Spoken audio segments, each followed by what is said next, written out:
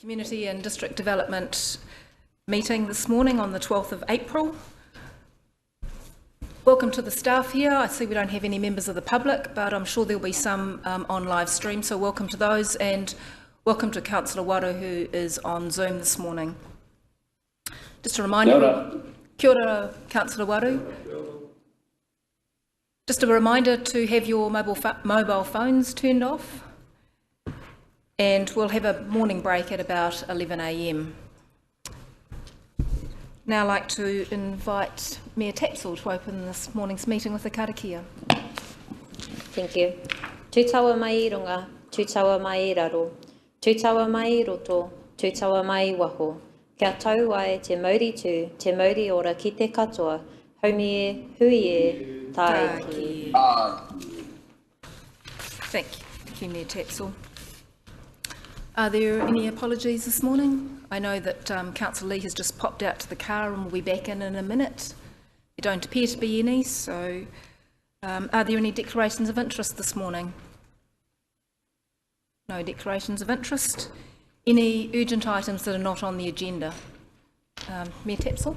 Thank you. Through you, Madam Chair, I just wanted to raise a sponsorship request in confidential when we get to there, just for some feedback from councillors before proceeding.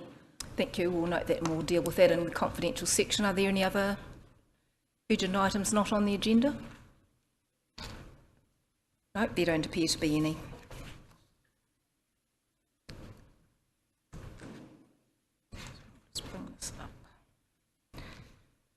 Right, first item is to confirm the minutes of the Community and District Development Committee meeting held on the 15th of March 2023. Can I have a mover and a second that the minutes be confirmed as a true and correct record?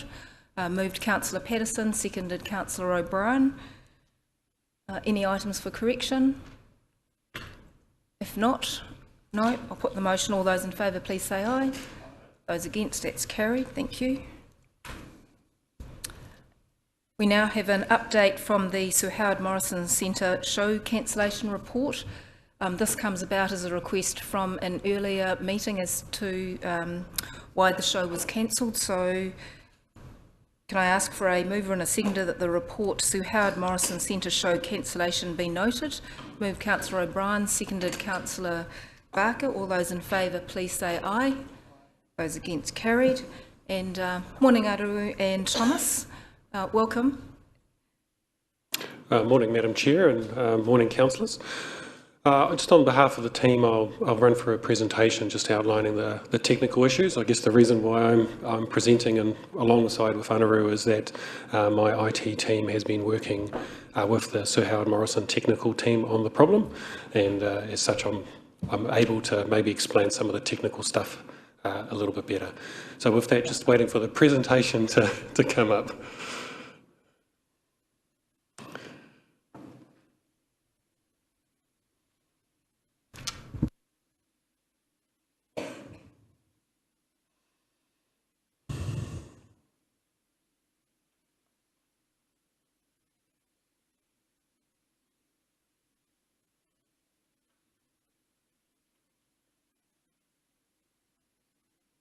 Yeah, just needs one more.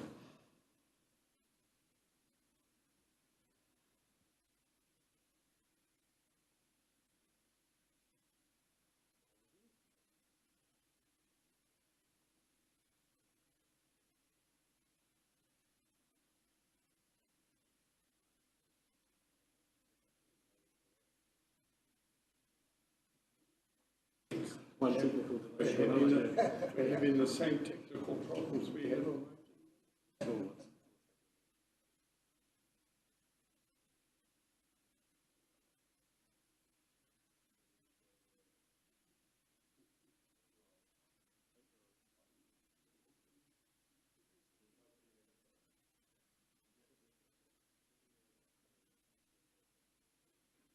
So apologies for that slight delay.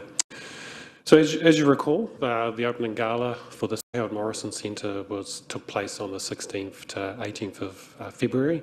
The first night being the opening show, followed by a second complete night and then a community event on the Saturday of the weekend. On the opening night, the Thursday night, the team did experience issues with the sound quality, and there was feedback from artists as well as from the technical team. So the following morning, one of the artists did request that their sound engineer be given access to the sound controls to help improve the sound quality, and the team agreed to that request and started the process of allowing access. And the main goal was to provide remote access for the sound controls from the stage, and alongside with regards to the sound desk that was located at the back of the auditorium. And that work commenced at 2 o'clock, about 5 hours prior to the commencement of the show. Now, the system itself is quite technical and detailed. On one hand is a little bit of a diagram of how complicated and the structure of the system is. And each time you see one of these little things here, that's a reflection of within the building you'll see something like this, which is effectively a technical rack of a combination of IT equipment, sound equipment, switching gear, and a whole range of things. And these things are all integrated. From a simplistic perspective, it effectively looks like this. So 3 systems working together and bridged together, collectively working together to deliver sound, audio, lighting, and all managed from one location. So the root cause of the issue was to accommodate the remote access for the sound controls from the stage. The team did connect a cable into the back of the sound desk to enable that remote control, effectively giving remote access to the sound controls from the front of the house. Unbeknownst to them, that cable was plugged into a port. That wasn't configured to allow that, and was configured to provide was in bridge mode rather than in routing mode. And in doing so, what that did was it caused a data storm within that technical system. And I guess I'll just try to show you what that happened is. So what happened is that from a simplistic perspective, it created a loop within the audio and technical control systems, which is represented by that little red line underneath, and it started broadcasting to itself. Now, that data that it was broadcasting couldn't go anywhere, and it was contained within the system itself, and so it started to overload the system, which is represented by the yellow. The first systems to fall over were the theoretical lighting systems, and that's when the team became aware that there was an issue. But soon, that took place at 2:44 p.m. By 3 p.m, the whole system had collapsed, and it was due to the overloading of the data, and the data had nowhere else to go as it was contained within the system, and then started to try and exit the technical system, at which point it was running up against council's firewall because it was trying to access the outside network.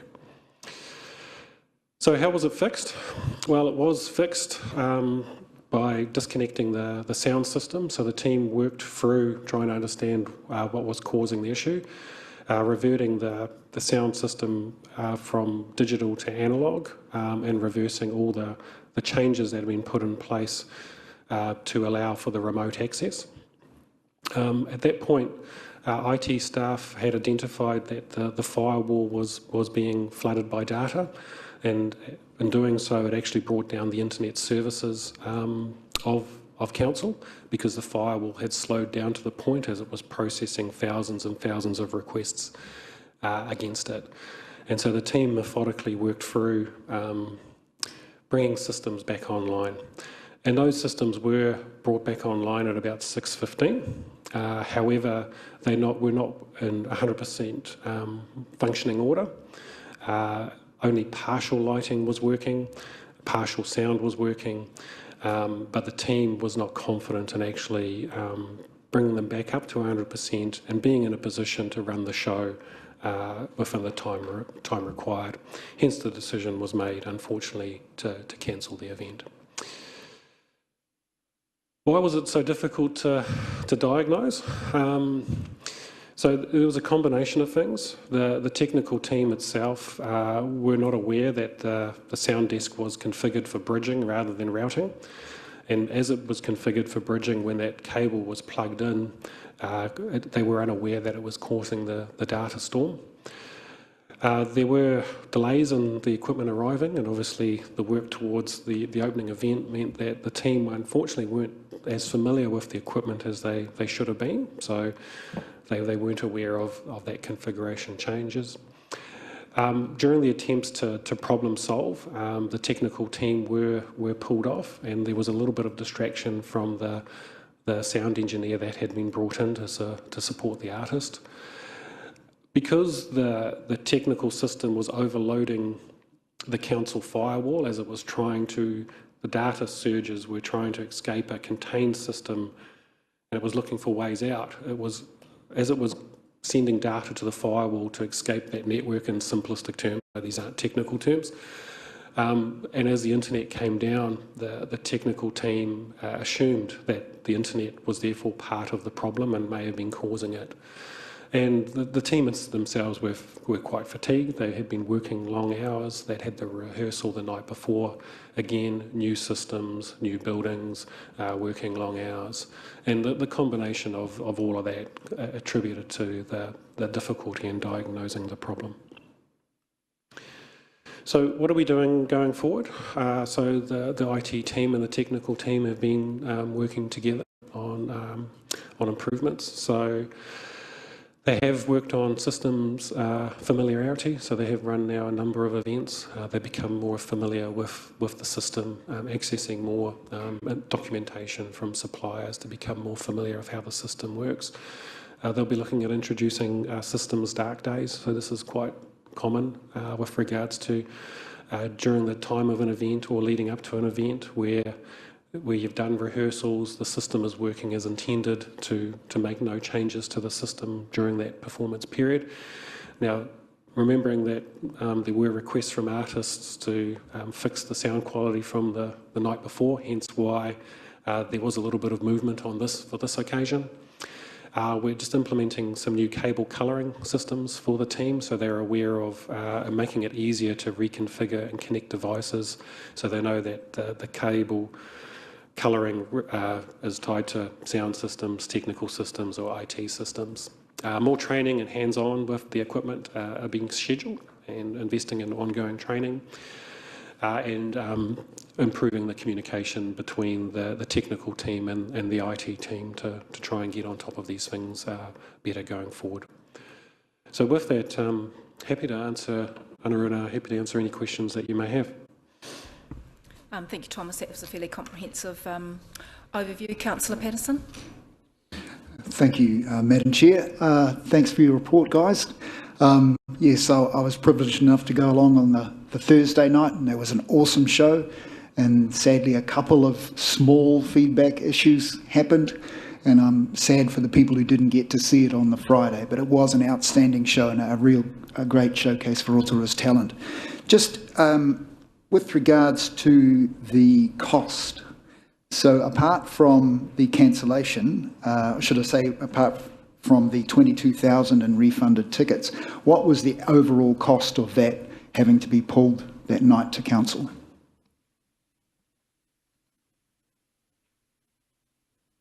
I don't have the information on hand, Councillor, but all I'm aware of is obviously the cost of the tickets that had to be refunded.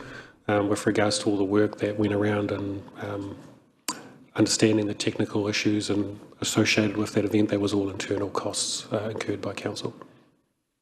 Thank you. Supplementary. And just with regards to, I believe, if I've got my facts right, this Friday night we have the Paul Potts show on in the main theatre, and then we have 8 Scott Ave, the sequel, in the other theatre. Have they run 2 shows together before?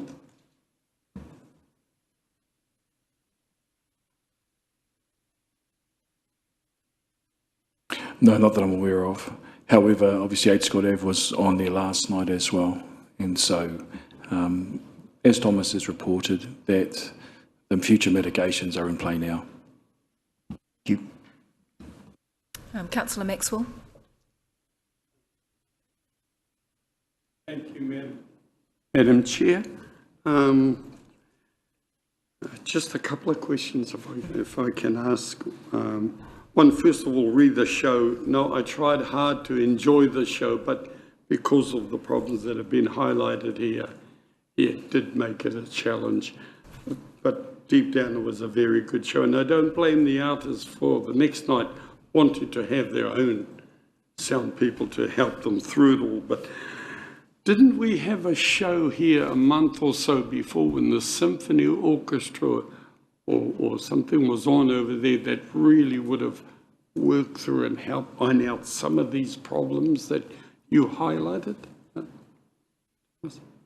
Yes, we had the aria earlier than that, and there was certainly some of the issues that had been identified would have been part of that. But given the technical components of this particular show, as Thomas detailed in that report back, some of those issues weren't known until obviously the day of our gala. And last night with the first night of the 8 Scott Avenue, the sound was perfect and it was really good. So they might have, I don't know if it was the same people doing it, but might have learned from that mistake on the opening night, which was a shame, Oh, certainly, Councillor Maxwell, and there's no one more gutted than our technical team in regards to ensuring that as we move forward, similar to what you're saying in regards to 8 Scott Ave, that our teams are well prepared, given that we want to put on quality events for our communities as well. Thank you. Councillor Barker. Thank you, Madam Chair. Thank you for your report. It was challenging times for everybody during that event with the new equipment and the external technical staff that added to the complexity, along with the communication issues and all those things that come with a new project. I would just ask, going forward, from a risk perspective, you described some situations where there was information bouncing towards the council system and bouncing back off the firewall. Are we confident that we have a system that will not breach or cause further issues towards council systems otherwise going forward? I can't guarantee that won't happen again. Just bearing in mind that the data storm bouncing against the council firewall and the firewall reacting the way that it did, it reacted as intended. I think it's just, as I said, it confused the technical team with thinking that was the issue, that the internet was down. So that config of the technical sound and audio system being independent but leveraged off the council IT infrastructure is a robust way of doing it. Thanks for clarifying for me. Thank you. Councillor Lee. Thank you, Madam Chair, and thank you, gentlemen, for your report. It's good to get a bit of background as to what went wrong. It was a little unfortunate, of course. Are you familiar with Murphy's Law? Councillor Lee, I'm not sure if that's an appropriate question. Well, those of us who've worked in IT are pretty familiar with it, and I just want to say that nothing's as easy as it looks. Everything takes longer than you expect, and if anything can go wrong, it will. At the worst possible moment, that's Murphy's Law, and some of us are also familiar with O'Reilly's Law, who thought Murphy was an optimist. So those of us who've worked in this field understand Councillor that it's Lee, pretty do you tricky. actually have a question? I do, thank you, Chair, Madam Chair. So my question is, why is it necessary or desirable that the Shimpack system network connects with the council network? If they were isolated systems, then you presumably wouldn't get this kind of interaction. So Councillor, the failure of the night was not council's IT infrastructure. The failure of the night was the technical infrastructure. So I'm not sure the rationale for your question. So the Shimpack system connects with the council network? correct. In theory, at least, it could be an isolated system, separate entirely from the council network? and it is, and it leverages it when it needs to, but it can, at times, operate in isolation. To a degree. Okay, so the problem's not related to the two networks talking to each other? No, councillor, that is not the problem whatsoever. The problem, as I highlighted, was effectively the sound desk was set to bridging mode rather than routing mode. Therefore, when the team plugged another cable into the sound desk to provide for remote access for the sound controls out from the stage, the sound desk started broadcasting data into its own network and overloaded the technical network. That is the cause of the problem, not council's IT infrastructure. Thank you, Thomas, and hopefully all goes well in the future. Thank you. Councillor Brown. Fellas, can we have your assurance that we're going to be able to produce shows and not have the similar issues? Can our community rely on that venue doing what we would expect it to? Well, that's certainly the intent, Councillor Brown, and certainly with lessons like this, we go away and we improve our training together, we improve what we do together with our IT team. And I want to thank Thomas and his IT team for how they worked alongside our technical team to come to where we are today for exactly the purpose you've just spoken to. I might also take this opportunity to say one of the things that our team spoke about on the night, and I thought, so thank you to Mayor Tapsell for taking the time to come and see a very distraught team that were very disappointed by having to have a cancellation. I think those kinds of things were really important to our people, given their reputational risk as well within the industry. So appreciating what you're saying, we've got a team committed to the Sir Howard Morrison Centre, but also what Mayor Tapsell did on the night. Thank you. There don't appear to be any further questions, so can I thank you both for that comprehensive report, and I think we've got some learnings going forward, and we can give as much assurance as we can, Councillor Brown, to the community that things will all go well for the show tonight and for shows in the future. So on that note, could we now have a mover and a second of that the committee note that the remedial measures outlined in the report are designed to prevent any reoccurrence of the same issues? Can I have a mover? Thank you, Councillor Wang. Seconded, Councillor Brown. Is there any discussion on this matter? Councillor Maxwell. Yeah. Thank you. I'd like, so that we don't have some of these problems in the future, I'll support the motion that's here because as it turned out, it was a really technical problem and everything that hopefully we should have had sorted out before a grand opening. It was our time to show our theatre, and if the late Sir Howard was here, he'd be banging some heads, I'm sure. But there was something there. Who was in charge? Why some artists, in the report it says, some artists were not available for rehearsals. If they weren't available for rehearsals, they shouldn't have been in the show. So, you know, just a straight up hard question, having toured a lot myself with Sir Howard. If you weren't there to do the hard yards before, you weren't part of the show in the evening. That's something that I wanted to raise. But sound and lighting is just so important. It can make or break a show, and it showed on the evening. Hopefully we can get the reputation up with our theatre, which I'm sure we will. But having raised that one on rehearsals, that's a biggie. Thank you. Thank you, Councillor Maxwell. Don't appear to be any further comments? No? I'll now put that motion. Councillor Rowley, did you have a question? No? Can I now put that motion that the committee note the remedial measures outlined in the report are designed to prevent any further reoccurrence of the same issues? All those in favour, please say aye. Against? Carried. Thank you.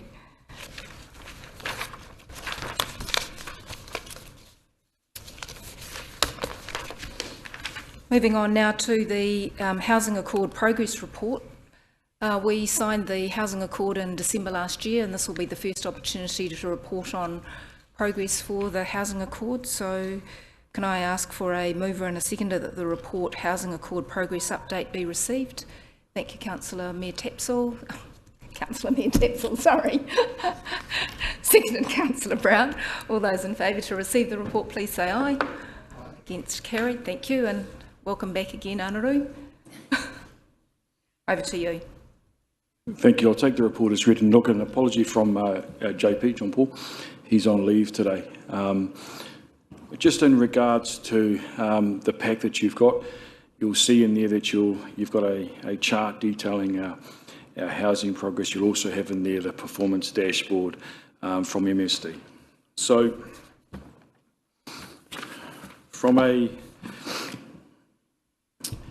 So emergency housing appears to be trending down based on the numbers provided to us from MSD. You'll see the EHSNGs have gone down from 17 to 16 compared to January 2023. Although we see the number of households requiring temporary accommodation has increased from 348 to 375, and we are continuing to work with our teams to investigate this.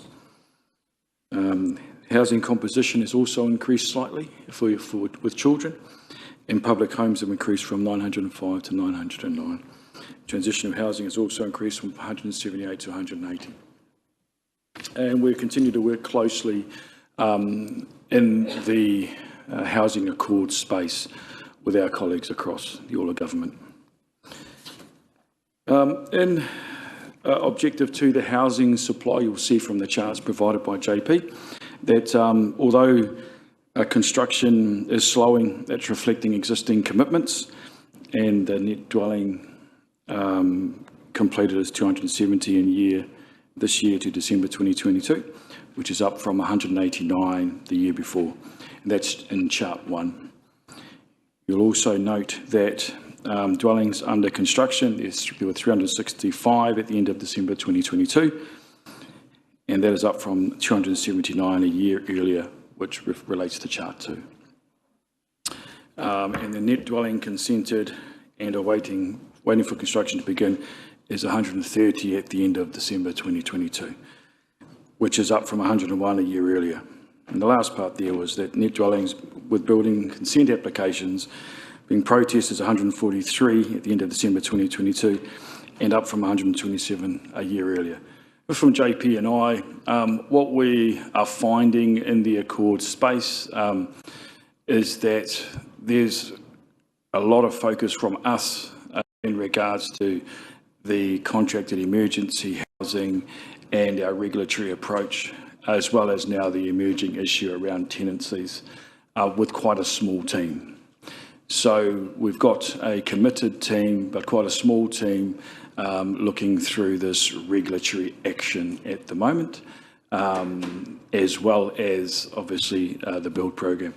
A positive injection has been the introduction of Kāinga Order in regards to Darren Toy and his team being included now within the work streams to help us with our build space, as well as understanding the needs of the people who are within the Rotorua community at the moment. So happy to take any questions at this time. Sorry, thank you, Anaru. Are there any questions, councillors, on the report? It was a fairly comprehensive report with all of the figures and details. Councillor Patterson, then followed by Councillor Brown. Thank you, Madam Chair. Thank you for your report, Anaru. Just got a couple of questions. Under the Objective 2 housing supply, it says to build a pipeline. So just for the benefit of those who may be watching, I think I've heard that term before, but just can you clarify what the starting point for that pipeline is, please? Is that people, or is it, what is it?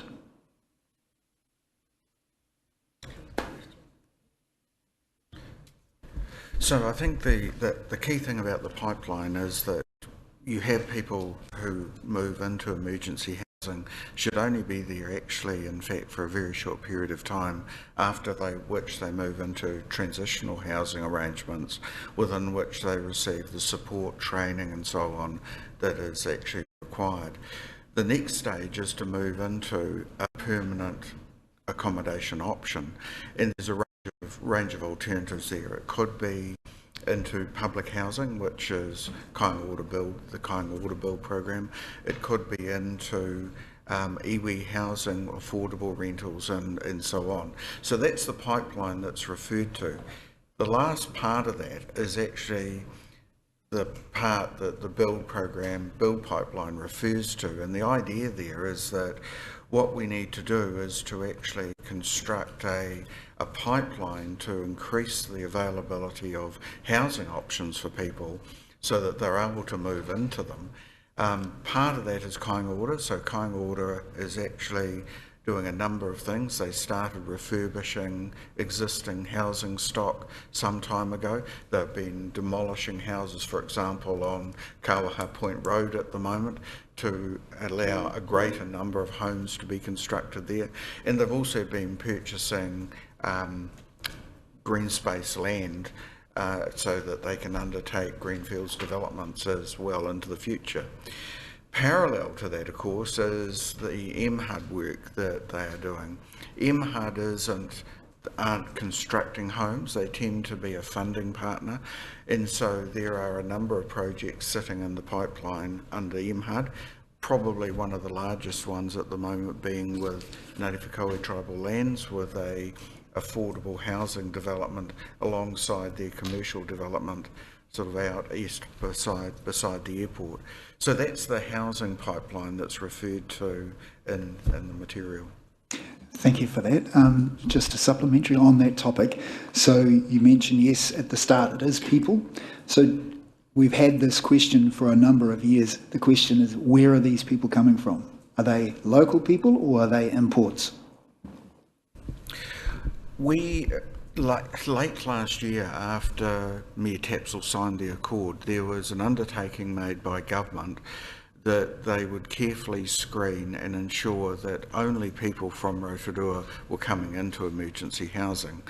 We have been monitoring that quite closely, and it is only relatively, recently in the last report, that we've seen an increased number of people in emergency housing. So you've actually seen very few people coming in over that period of time, and we've got the undertaking from government agencies to say that they are carefully screening, looking at circumstances, and only ensuring that people who are here have got a legitimate need to be here, either from here or have a connection with whānau here. Thank you for clarifying that. One little more question. Just with regards to transitional housing, it says that it increased from 178 to 180. So is that the number of rooms being utilised, or is that people?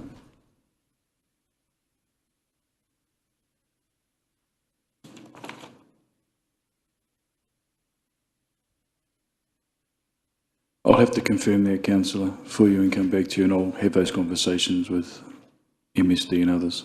Okay, thank you very much. Thank you, Councillor Patterson. Councillor Brown.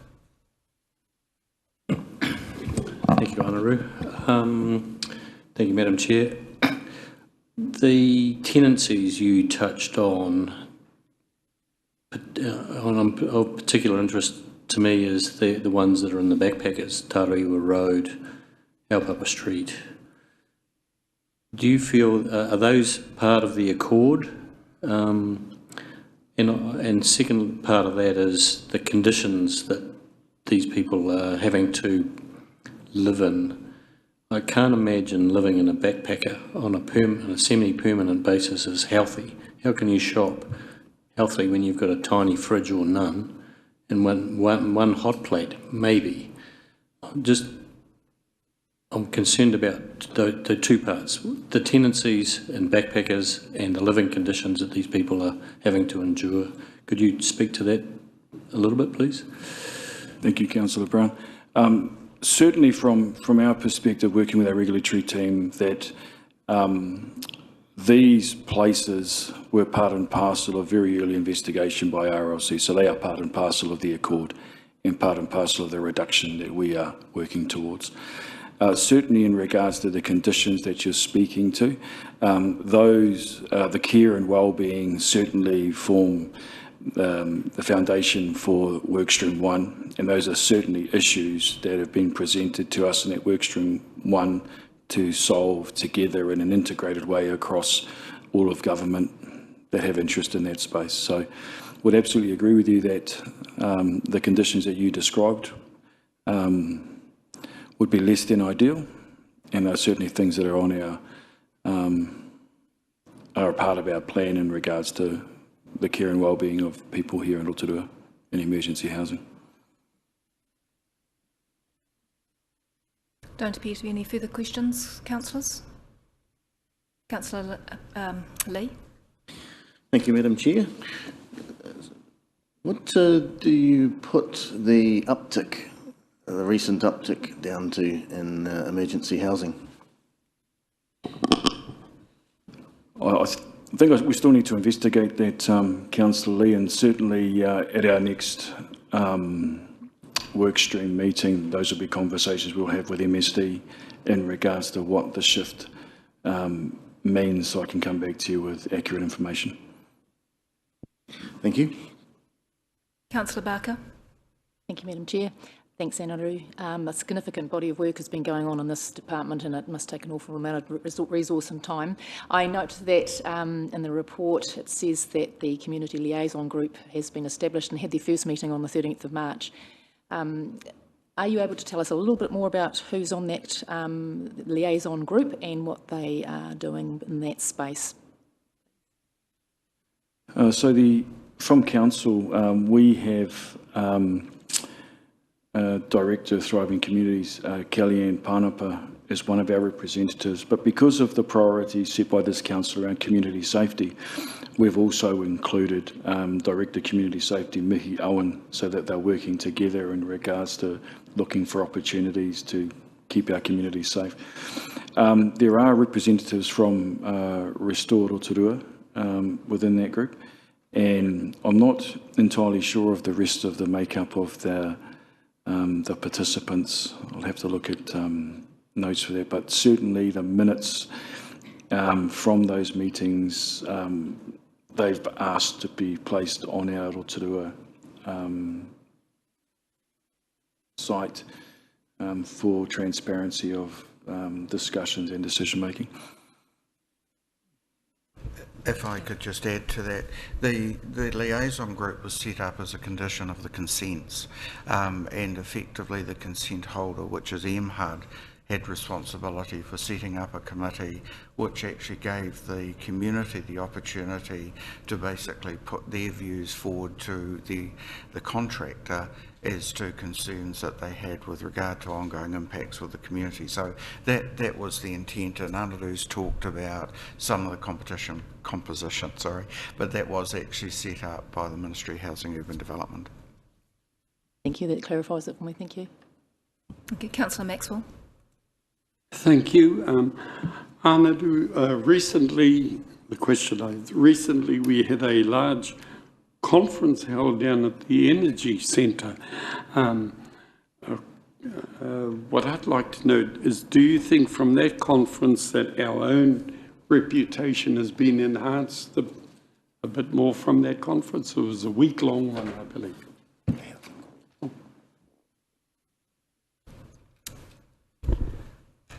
Dina, you're going to answer that question. Kia ora. I think you're referring to the National Māori Housing Conference. I was on the organising committee for that alongside. I really do have to pay tribute to the leadership of Haihaitu Barrett and Lauren James, who were the co-chairs of that committee. It was an outstanding conference, a lot of national media interest, and over 650 delegates, so significantly bigger than the last conference. I think the overall tenor of the conference was a recognition that affordability and the difficulty of putting together good quality development proposals is a national issue. It's not just something that Rotorua is battling with. I think also one of the enduring messages from that conference was the need for central local government and iwi to be working together, because to deal with these complex complex and significant problems requires partnerships. No one group could do it by themselves. Thank you, Gina.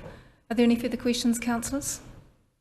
No, there don't appear to be any. Thank you, Anaru, for that report, and I think what this does give is confidence to the community around the work that we're doing against our priority in regards to housing. What we are able to see now is trends, and so we can track those and we have more visibility of those numbers. It's good to see we're focusing on our responsibilities in terms of the building regulation, but good to see the oversight in terms of a building program and the pipeline for people to move through from emergency housing, and good to see some downward trends, although we just need to make sure that they do continue downwards. So I think it's good to have a regular update so that we can hold ourselves and those government agencies to account, and to make sure that we're delivering on what we want to for the community in terms of those housing outcomes. So thank you, Anaru.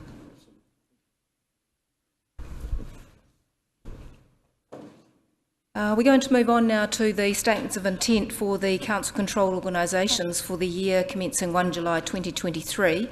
We've got two that are dealt with in this committee for Rotorua NZ and the Rotorua Regional Airport Limited.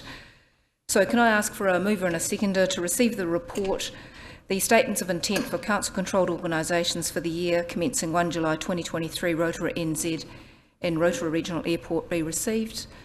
Moved Councillor O'Brien, seconded Councillor Lee. All those in favour, please say aye. Against, carried. And welcome Jackie and Julie May. You're going to overview the report, and I understand you have a presentation. Kia ora. I'm Jackie. I'm the Director of Growth and Development. So I'm just here on behalf of JP, who's sent his apology. I'll introduce, we have got a presentation, just quickly go through. This is Julie May Eagleson, and she's newly appointed Economic Development Manager, and she's going to go through the presentation. Morena, Madam Chair, Morena, members of the committee and fellow colleagues. Thank you very much for giving me the opportunity this morning to make a presentation on the statement of intents for the two CCOs, that is Rotorua NZ and the Rotorua Regional Airport Limited.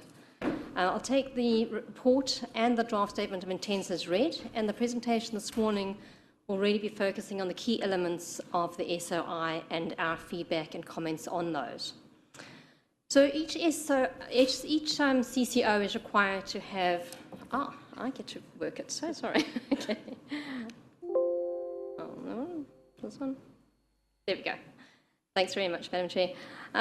Each council-controlled organisation is required to have a statement of intent in place by the 30th of June each year. The purpose of the statement of intent is threefold. The first, to publicly state that the activities and intentions of the CCOs for the year and how these will contribute to achieving the Council's objectives. The second is the statement of intent also provides an opportunity for the shareholders to influence the direction of the CCOs. It also provides, and finally, it provides the basis for the accountability of directors to the shareholders for the performance of the council-controlled organisations. The CCOs are required to provide a draft statement of intent to the Council by the 1st of March each year. The Council then makes comments on the draft and provides these to the Board in a formal response. The Board must consider any comments to the draft SOI and deliver a completed SOI on or before the 30th of June each year. The Council then monitors the progress against this by having our quarterly meetings with each of the CCOs and them reporting back on that. So I'm going to start with the first CCO, and that's the Rotorua NZ. Now, remember that the Rotorua NZ is both the Council's regional tourism organisation and the economic development agency for the Rotorua district. Their stated purpose is to unlock the potential of Rotorua. In terms of their statements of intent, they undertake to do this by focusing on the restoration of the reputation of Rotorua as a vibrant world-class destination, attracting, retaining and growing investment, talent and business across the district, supporting the efforts to revitalise the inner city and the Fenton Street corridor, working closely with Te Arawa whānau to support the growth of the economy in alignment with the values of the Te Arawa 2050 vision, and ensuring the impact of any changes achieves the balance between the social, environmental, economic and wellness benefits for the people of Rotorua. RNZ SOI has responded to the Council's priorities for 2022-25 and signals a reduction in the traditional economic development service delivery for all sectors other than tourism and hospitality. This SOI deprioritises any work associated with the transformational placemaking projects beyond those currently underway. So there won't be any new ones, but they will be continuing to work on the projects they have in hand. And they will also continue to work on the Forestry Action Plan, which is also underway at the moment.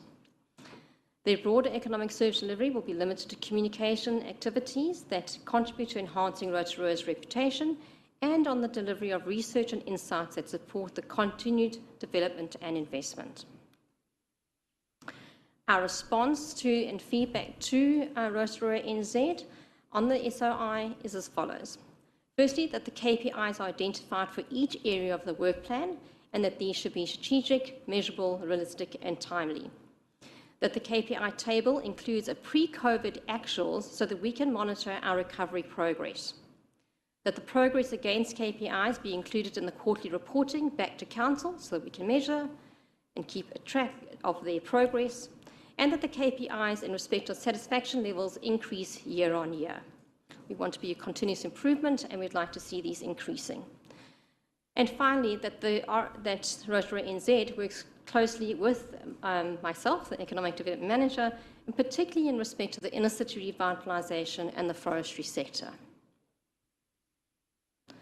Move on now to... Julie May, we just might stop there. I think what we'll do is we'll take these two items separately since we're dealing with the airport and Rotorua NZ. So if there are any questions in relation to this presentation around the response to the SOI for Rotorua NZ, Councillor Patterson. Thank you, Madam Chair. Kia ora, Julie May. I was reading through the minutes and the report, etc., and I was really just surprised to find we had an economic development manager. So welcome to the team. Just for the benefit of my colleagues and I, could you explain what your role is, please? Sure. I sit within the District Development Unit under JP and Jackie, and my role is really to drive economic delivery and economic projects within the Council. So I'm focusing specifically on the economic strategy. We have an economic framework at the Council at the moment that was done over the COVID period, and what we don't have currently is a very robust economic strategy. So my role is to basically look at each of the key economic sectors within the Council, understand where our comparative advantages are, and then to work out a plan in terms of how we can actually achieve the best for Council. In addition to that, I'm responsible for the inner city revitalisation and Fenton Street, and I will be driving the inner city master plan for that area, the precinct plans, and then making sure that we have projects in there that will go into the long-term development plan, so that while we are doing some robust and detailed planning, we also have some action on the ground that people can see some movement in the inner city. It certainly sounds exciting. Just, can I make a suggestion? We had a meeting yesterday with the Rotorua Chamber of Commerce, and it would have been great for us to let them know that we have your skills on board with us. So maybe you might want to have a sit down over a coffee and outline what it is you're going to be doing, because I think they'd be thrilled to hear it. Thank you, Councillor Patterson. I actually did meet with the chairperson, Bryce, just to take him through and to get his views on some of the inner city, and I've also met with some of the other councillors, Councillor Brown and Councillor Kaifong. So yes, but I think that the more feedback we can get from the community, the better and the stronger and more robust our economic strategies will be. Thank you. Thank you, Councillor Patterson. Are there any other questions about feedback? Councillor Kiriopa. Kia ora, nice to see you again, through the chair. I was interested, are we allowed to ask questions about the Rotorua NZ? I know the airports. Yeah, sorry, we're just doing, if you just go back on your presentation, we're just talking about the feedback for Rotorua NZ at this stage. Great. Can I have the slide up, which was, I think, prior to this one? Oh, it was related to the Rotorua NZ. I've tried to push that one, it's not going. Oh, there we go. Thank you. Yeah. Aye, that one. Thank you. I'm just interested as to, I see they're working closely with Te Arawa whānui to support the growth of their economy in alignment with the values set out in the Te Arawa 2050 vision, which is wonderful that that's in there. And it's great also knowing that Te Arawa were the first to initiate tourism, not only in Rotorua but within New Zealand, that we've got some involvement in these discussions. I'm just interested, and I say this because when you look at in the past Rotorua Lakes Council decision making and the impacts on tourism for Te Arawa, and in particular our whānau at Ngāti Wāhi, the fact that our penny divers, which were an attraction or tourism, a part of our core tourism since the 1800s, our children can no longer penny dive in the Puarenga because of decision making of Lakes Council. Sometimes I am interested in what the focus is, of a statement like that, the growth of the economy. The decisions made by council severely impacted on the economy of our whānau and hapu who are involved in the tourism industry within Rotorua. And so my question is, how is Te Arawa involved in identifying exactly what the involvement or what the focus, the scope of a statement like that is? Councillor Kiriko, I don't think it's appropriate for the presenters to be able to answer that question. I think that is actually for a question for Rotorua NZ when they report, for you to perhaps ask that question as to how they propose to deliver against that. So what the purpose of today is to provide feedback against that statement of intent. So the things that are up there are the things that Rotorua NZ are currently proposing to do. And so we've got a suggestion of some feedback that we could give them as to things that we want them to continue to do. So you'll see that whilst they've said that they were going to focus on tourism, we have asked that they also ensure that they're undertaking that inner city revitalisation. We set that as a key priority for ourselves, forestry being a key sector here in Rotorua, so we want to make sure that they're still doing that. And that in terms of that economic development, that they are providing still the facilitation to undertake that work, but without the focus on undertaking the transformational placemaking projects. So the feedback that we're suggesting is contained in the slides there. Is there any other questions that you might have in terms of feedback? Councillor Lee. Thank you, Madam Chair. I'm just looking at the, I don't know if this is premature or not, I'm looking at the statement of intent and the key priorities and objectives in the report. And it says here that RAL sets out its vision. Oh, sorry, you're talking about the airport there? That's Rotorua Regional Airport Limited. We're talking about Rotorua NZ at this stage. Thank you. Did you have a further question, Councillor Kiriopa? Yes, please, if that's all right. I'm sorry. Obviously, I don't understand the process well. So, so I guess, is this an appropriate question? How can council decision making around environmental impacts, those sort of things, be highlighted or made brought more strongly, I guess, into what you've outlined?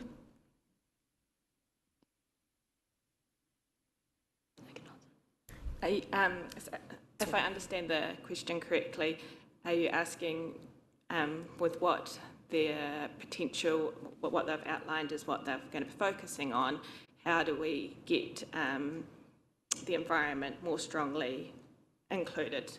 Well, environmental tourism, I'm guessing, which means, a clean green Rotorua is actually a clean green Rotorua. Through you, Madam Chair, the Destination Management Plan and the projects that are identified as part of that have a very, very clear focus on sustainable tourism, where the environment is key in terms of how we deliver our tourism products, how we operate our tourism products, and how we encourage the operators within Rotorua to provide their services in the most sustainable way. So there's a lot of work in that space that actually is continuing, and I'm happy to take through that another forum. Thank you, Julie May. Are there any further questions in relation to Rotorua NZ? No? Okay, Julie May, would you like to continue on with the presentation for the airport? Thank you, Madam Chair. In terms of the airport's SOI, according to the airport's SOI, the airport's vision is to be a uniquely Rotorua hub our community can be proud of. The board and the management have identified 5 key priorities for the airport to deliver on this vision. That is to be a safe airport, to help the council achieve its growth aspirations, to manage and maintain the airport's assets to a high standard, to be financially sustainable and be environmentally conscious. They intend to fulfill their vision by strengthening their role to enable and develop the success of the region, both financially and socially, to leverage their land to create a sustainable and successful regional gateway, strengthening their position in the aviation sector through route and service development for passengers and freight, as well as for planning for the future to ensure that the airport is ready to embrace any new generation aircraft, and finally by extending mana kaitanga to their guests and visitors. Our feedback on their statement is as follows.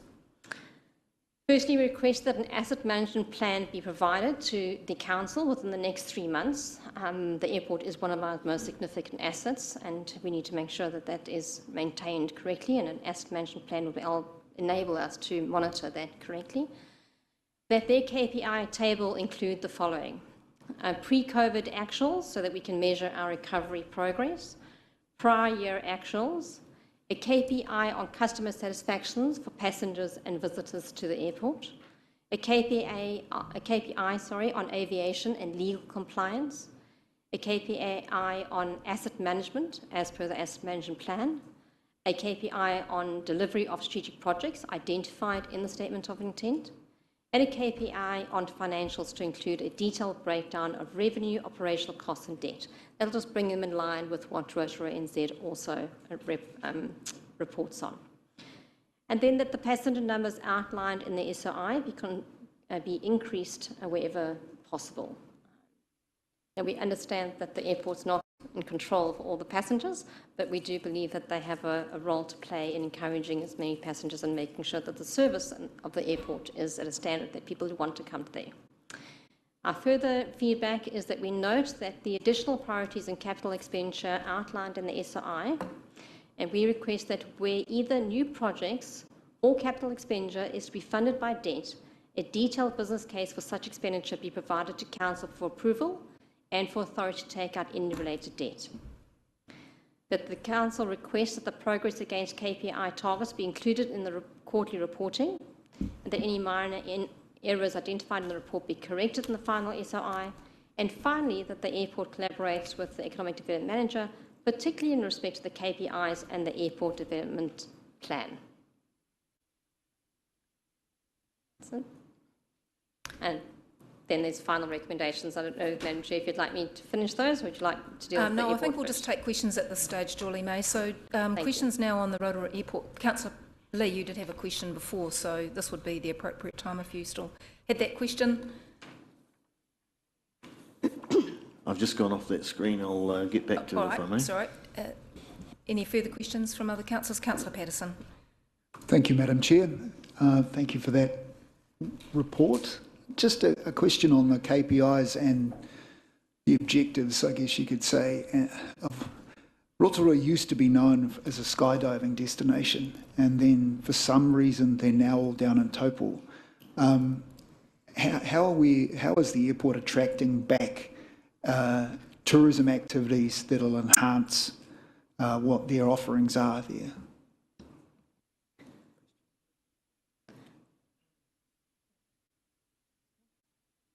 Through you, Madam Chair. I would think, again, that would be a question for the airport, similar to the question before. We don't have the answer to that, but it would be to discuss further with the airport. We can take that off.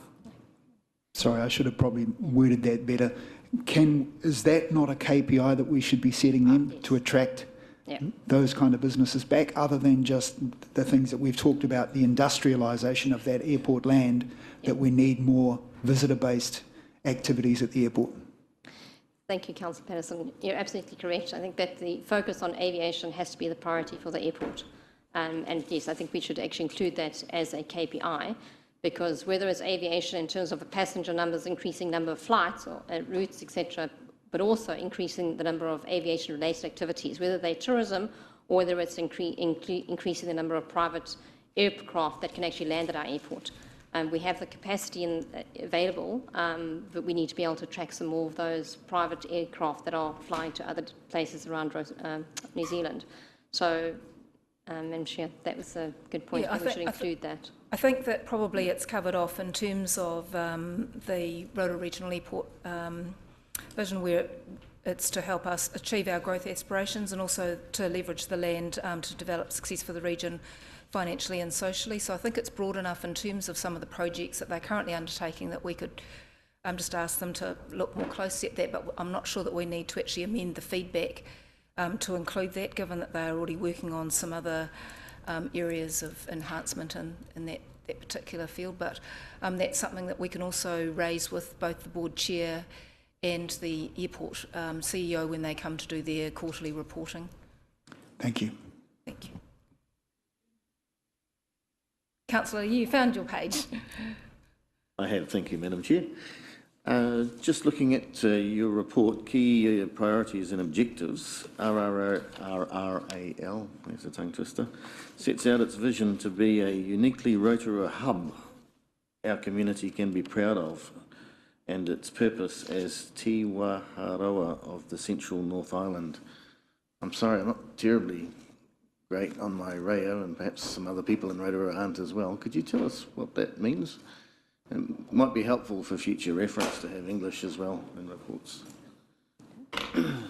I'll ask Gina to respond, sorry.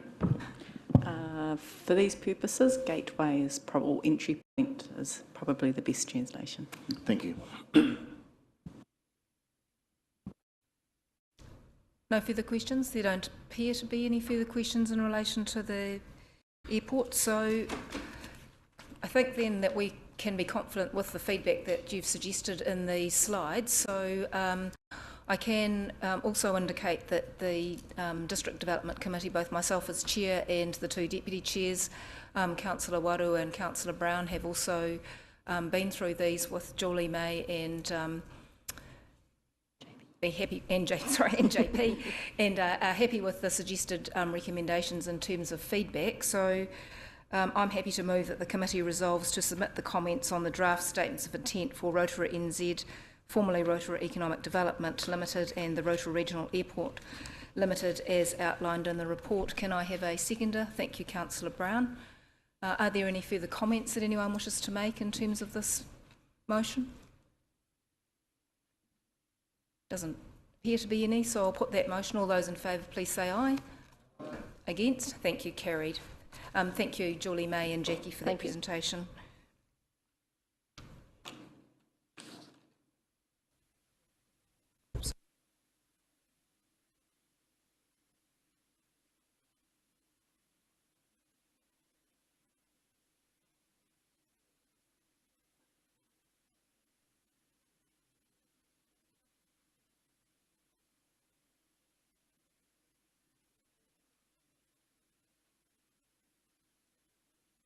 Okay. Sorry, I've just been just a little issue that's been brought to my attention. So Mayor Tapsell had raised an issue of sponsorship which will need to be dealt with in the confidential section. But under the rules we need to, because this item was not on the agenda, we need to have a resolution that says why this matter wasn't brought to an agenda for the council and why we're going to deal with this in the confidential section. So as I understand it, this was brought to the council fairly recently. It wasn't able to be brought into the minutes which had gone out a week beforehand. There is some commercial sensitivity around the sponsorship details. So There is also some sensitivity in terms of the timing of the sponsorship needing to be confirmed or not, and for that reason the matter cannot wait for a future meeting. So I would like to ask for a mover and a seconder for the motion that the matter of the sponsorship matter be dealt with at this meeting in the confidential section. Moved Councillor Maxwell, seconded Councillor Wang. All